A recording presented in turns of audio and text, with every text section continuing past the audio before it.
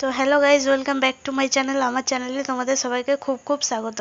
এখন আমার একটা মিশো থেকে অনলাইনে অর্ডার করেছিলাম, সেই পার্সেলটা চলে এসেছে, তাই আমি নিতে যাচ্ছি। এই যে আমি পার্সেলটা রিসিভ করে নিলাম।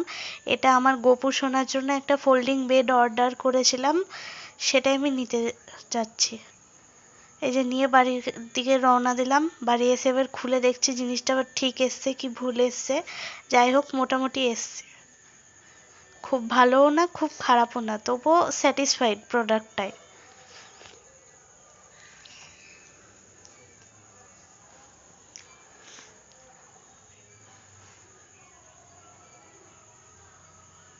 এই যে আমার গোপু সোনা, এবার আমি গোপু সোনাকে স্নান করাবো, তাই প্রথমে একটু আদর করে নিচ্ছি, যেহেতু পুচকু।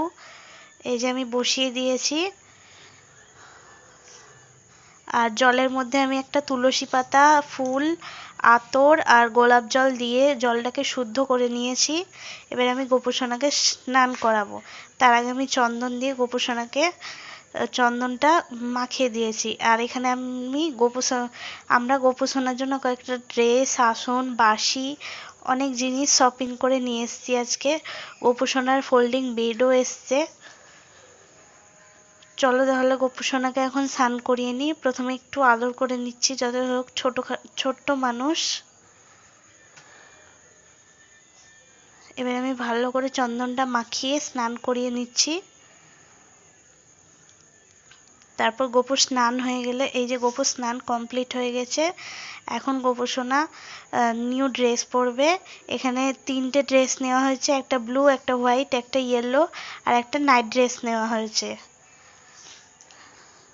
আর গোপু সোনার জন্য হাতের পায়ের কয়েকটা ছোট্ট ছোট্ট বালা নেওয়া হয়েছে। আর এই যে আমি আমার গোপু সোনাকে রেডি করে দিয়েছি। কেমন লাগছে আমাদের গোপু সোনাকে অবশ্যই বলো। আজকে গোপু সোনার ভোগে পনিরের তরকারি, নিরামিষভাবে মুগের ডাল আর ভেন্ডি ভাজা আছে। অন্নভোগে হাত দেওয়ার আগে গোপু সোনাকে আমি রেডি করে দিয়েছি। অন্নভোগে হাত দেওয়ার আগে আমি মহাদেবকে সাজিয়ে দিয়েছি এবং প্রত্যেকটা ঠাকুরকে ভোগ দিয়ে দিয়েছি। এবার আমি গোপু সোনাকে নিচে ভোগ দিয়ে, ভোগে একটা করে তুলসী পাতা দিয়ে আরতি করে নিয়েছি। আর গোপু সোনাকে আজকে ফুলের সাজ দিয়ে কানের পরিয়েছি। তোমরা কেমন লাগছে অবশ্যই বলো। আর গোপু সোনাকে সবাই দর্শন করো। এখন যেহেতু ছোট মানুষ, প্রথমে আমি প্রত্যেক দিনই ওকে একবার করে খাইয়ে দিই, তাই গোপু সোনাকে